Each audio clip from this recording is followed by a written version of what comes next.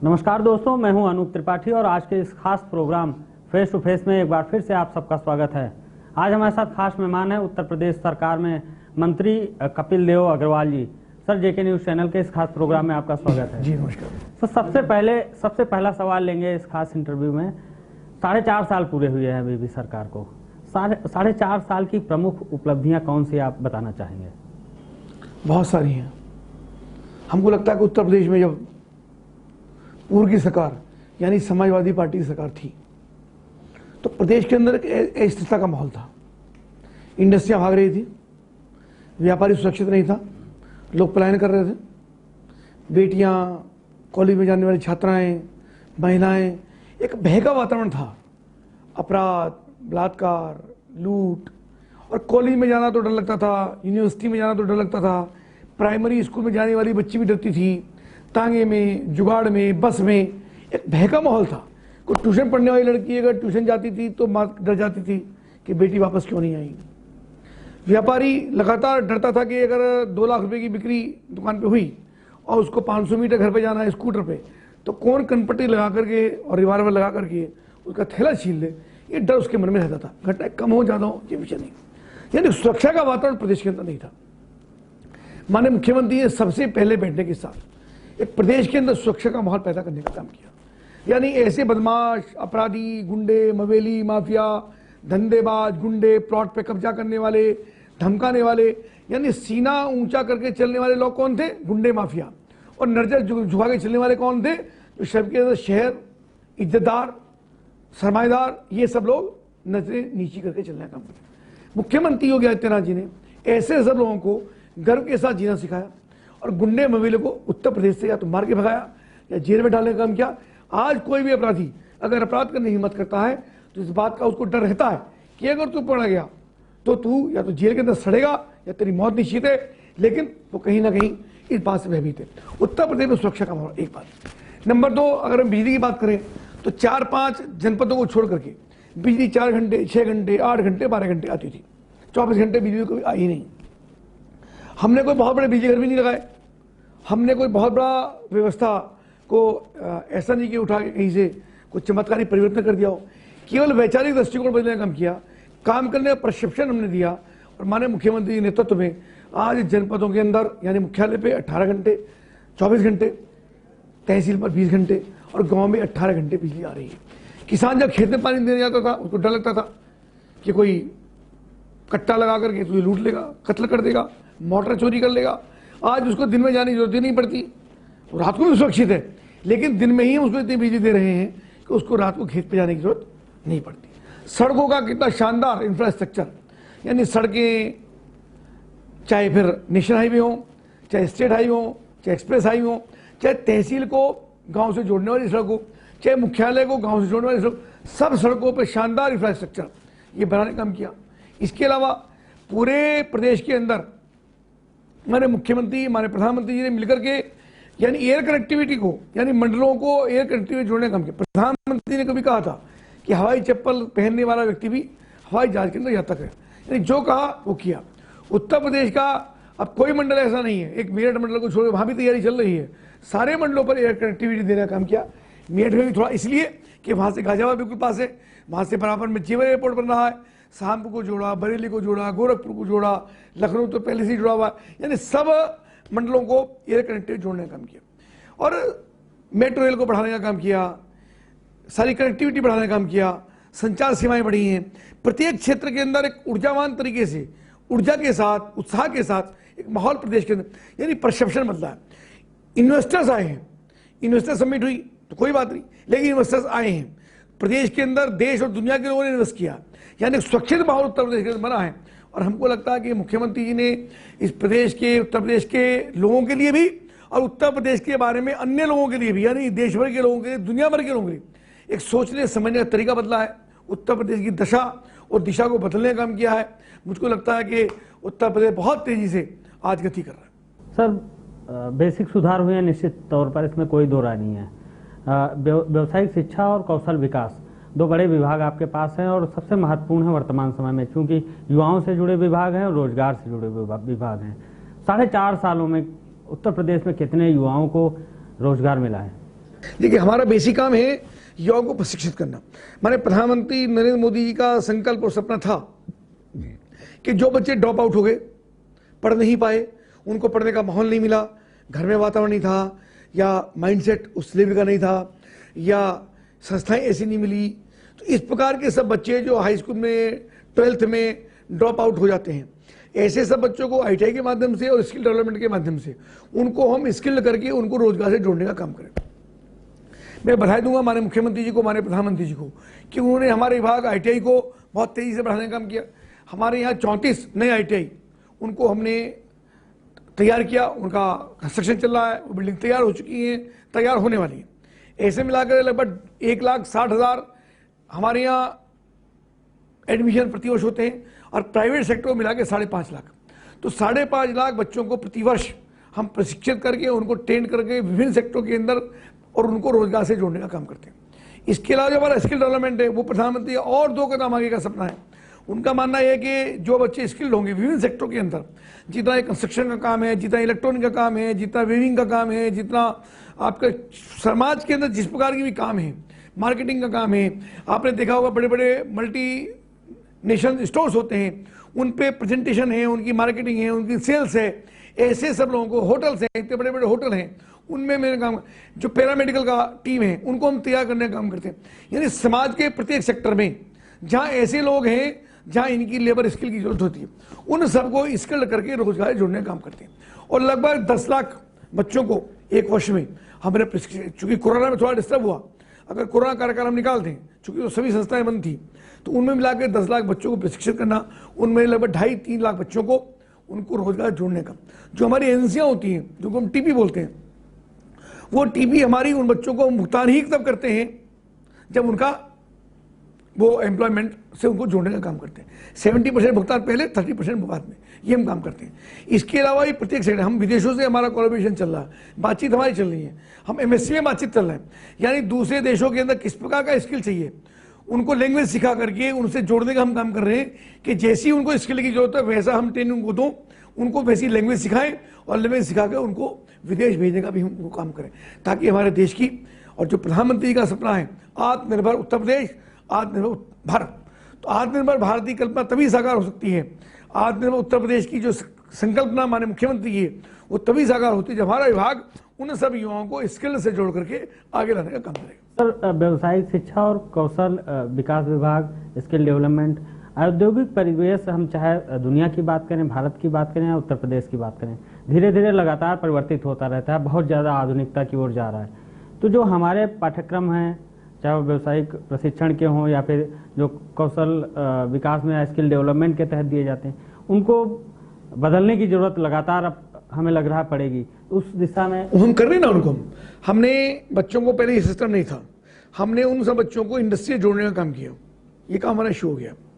हमने 2 प्रकार की प्रोग्राम हमने जारी किए हैं। एक प्रोग्राम वो जब जिसका 2 साल का कोर्स होता है, उनको 2 वर्ष में 1 वर्ष की ट्रेनिंग इंस्टीट्यूट यानी ITI के अंदर और 1 वर्ष की ट्रेनिंग इंडस्ट्री के अंदर।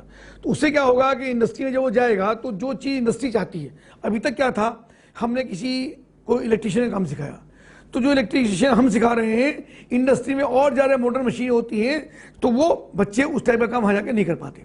लेकिन सर्टिफिकेट उनको हम देंगे, वो बच्चे पहले बेसिक चीज़ हमारे यहाँ सीखेंगे और उसके बाद इंडस्ट्री में जा करके जो आगे की चीज़ वो सीखें, ताकि 80% तो वही इंडस्ट्री उसको अपने यहाँ एम्प्लॉय रख लेती है, और अगर नहीं रखती है तो कहीं भी जाके काम करने लायक हो जाता है, उसको प्रशिक्षण देने का हम काम कर रहे हैं। और इसी के साथ हमारा 3 मंथ का कोर्स भी है, तो 3 महीने हमारे यहाँ और 3 महीने कहीं और यानी इंडस्ट्री के अंदर।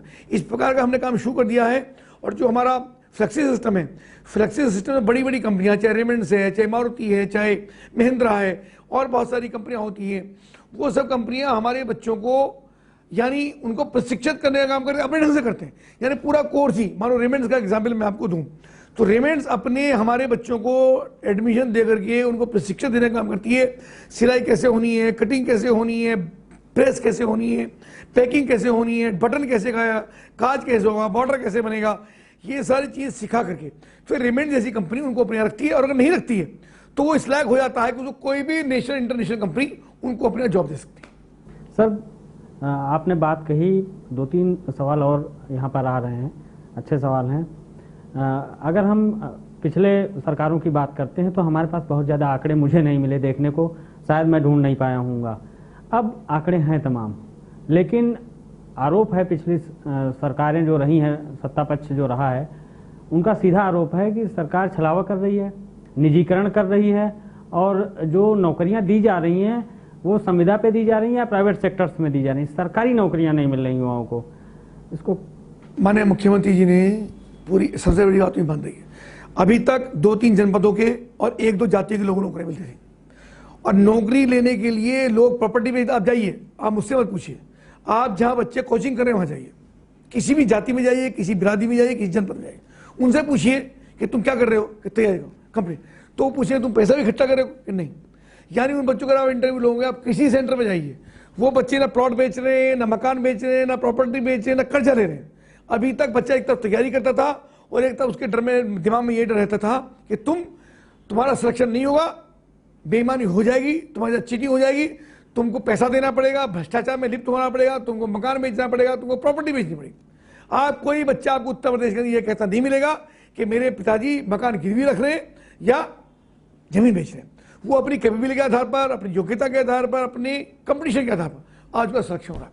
4.5 लाख से अधिक नौकरियां, चाहे बेसिक शिक्षा में हो, चाहे पुलिस में 1.5 लाख भर्तियां हुई हैं। एक व्यक्ति नहीं कह सकता पूरे उत्तर प्रदेश के अंदर कि हमने 1 रुपया नौकरी के लिए दिया।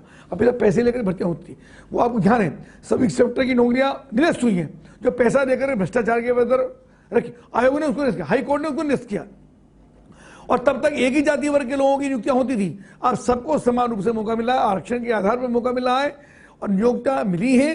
हाँ, ये बात ठीक है कि हम प्राइवेट सेक्टर के अंदर भी लोगों ने, चूंकि सब लोग गवर्नमेंट सेक्टर के अंदर नहीं आ सकते, ये जवाब कोई विपक्ष कुछ भी कहे, उनके पास कोई शब्द नहीं है।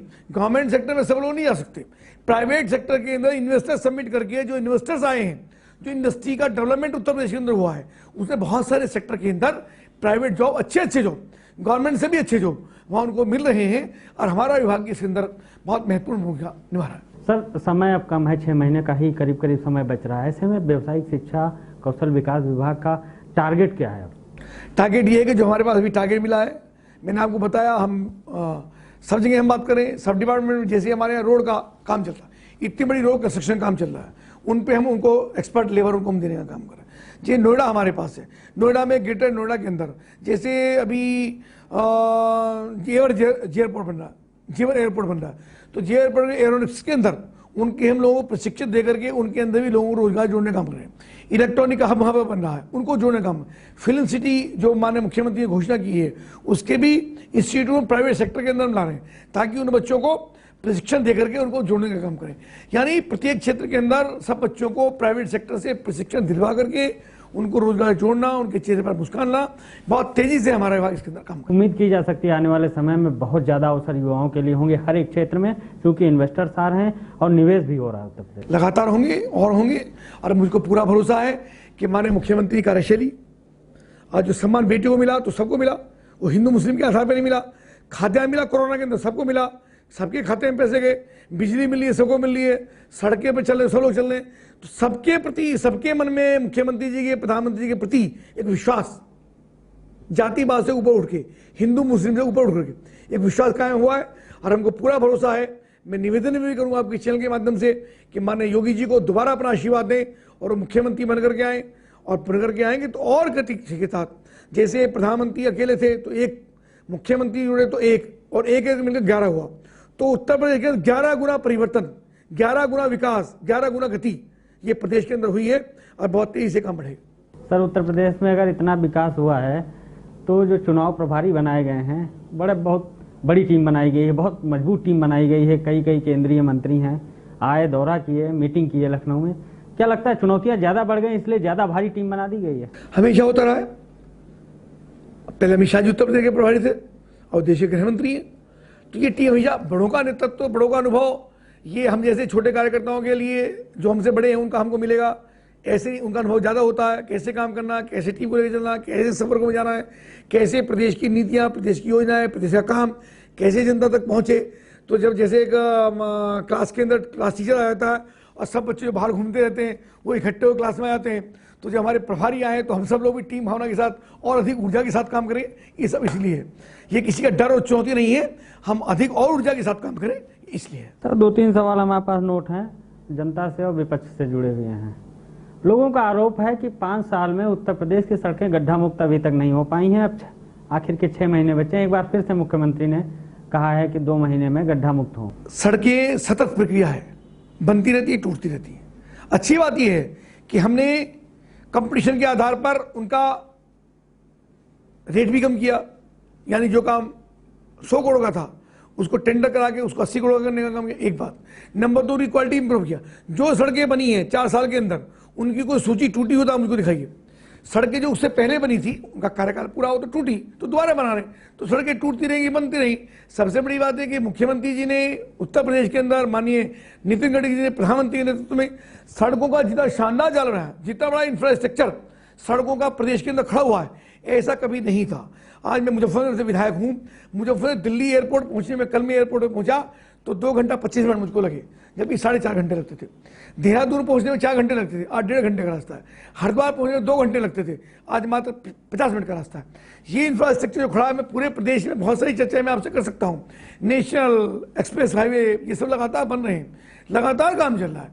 तो हमको लगता है गड्ढा, छोटी मोटी बातें, ये सब विपक्ष की बात मुद्दा नहीं है।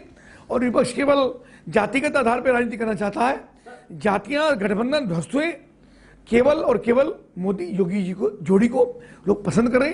पूरी दुनिया, आज देश के अंदर अमेरिका के हमारे प्रधानमंत्री अमेरिका के अंदर गए, अब जाइए कितना बड़ा स्वागत उनका हुआ है। कब अमेरिका में भारत के प्रधानमंत्री का स्वागत हुआ है?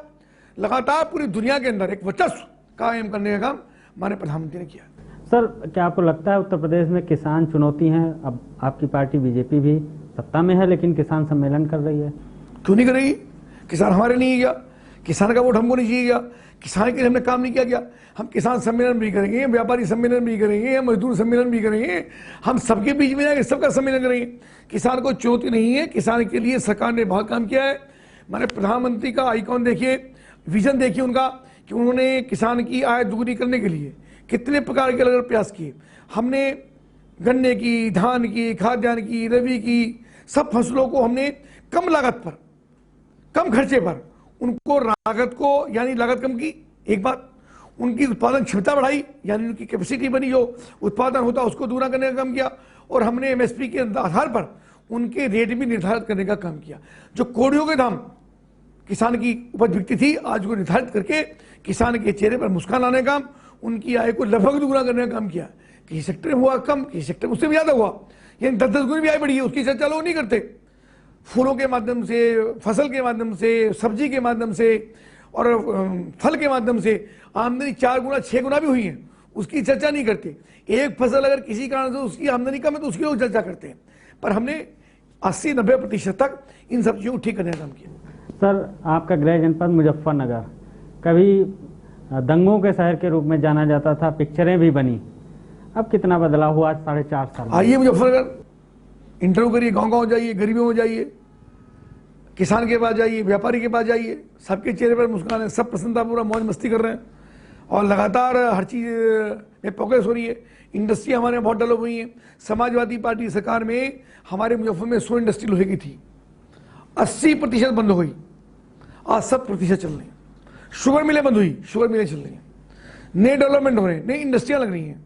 सड़कों की चर्चा मैं आपसे करी चुका, दोबारा उसकी पुनरावृत्ति नहीं करूँगा, लेकिन आप जाइए, हर क्षेत्र के अंदर आपको विकास मिलेगा, यानी कोई काम ऐसा बचा ही नहीं है। और सबसे बड़ी बात यह है कि योगी जी के सरकार में सब मंत्री, सब विधायक लगातार एक समर्पित भाव से जनता के बीच में जा रहे हैं, सेवा के भाव जा रहे हैं, जनता की आकांक्षा को पूरा करने का प्रयास करते हैं, उनकी मदद करने का काम करते हैं। हम लोग कोई मौज मस्ती करने के लिए, आनंद करने के लिए मंत्री और विधायक नहीं है, जनता की सेवा के लिए जनप्रतिनिधि बने हैं, वो लगातार उस काम को करते हैं। कोरोना संक्रमण के 2 सालों में क्या आपको लगता है कि बहुत नुकसान हुआ?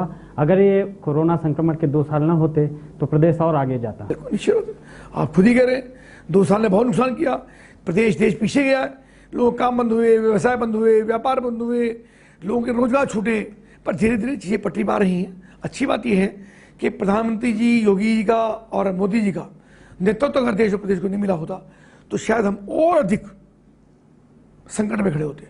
मोदी जी ने पूरी दृढ़ता के साथ, योगी जी ने पूरी दुनिया के अंदर योगी जी आइकॉन बन गए, not only Uttar Pradesh, not only Bharat, पूरी दुनिया के अंदर। आज लोग कह रहे हैं अमेरिका, फ्रांस, जापान, सब लोग योगी की बात कर रहे हैं कि योगी जैसा मुख्यमंत्री हमको चाहिए। इससे बड़ी बात क्या हो सकती है? जी निगरानी समिति बना करके जिस प्रकार से योगी जी ने पूरी दृढ़ता के साथ कोरोना को कंट्रोल करने का काम किया, सबकी स्किल मैपिंग कराने का काम किया, जो लोग छोड़ करके आगे थे उन सब लोगों को रोजगार जोड़ने का काम किया, ये बड़ी कल्पना के साथ प्रदेश चल रहा है।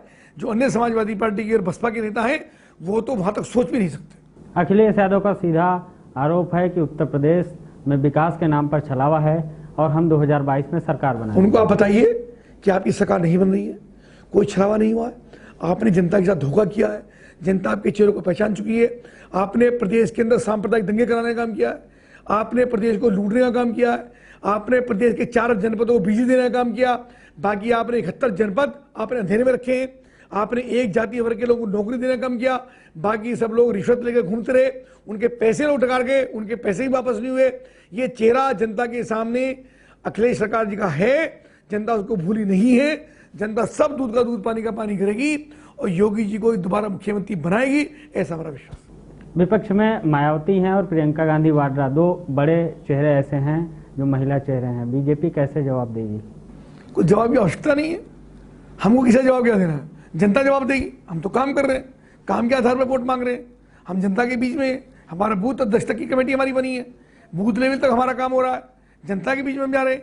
कोरोना में हमने लोग खाद्यान्न, राशन, भोजन ये बांटने का काम किया और उनके बीच में खड़े रहे। जब जब वेंटिलेटर की आवश्यकता पड़ी, जब जब ऑक्सीजन की आवश्यकता पड़ी, जब जब दवाइयों की आवश्यकता पड़ी, हमारे कार्यकर्ता अड़े रहे, डटे रहे, उनकी मदद में खड़े रहे। बताइए बसपा कहाँ थी, बताइए सपा कहाँ थी, बताइए कांग्रेस कहाँ थी? ये सब लोग घरों के अंदर पैक हो गए, इनके नाम भूल गए लोग।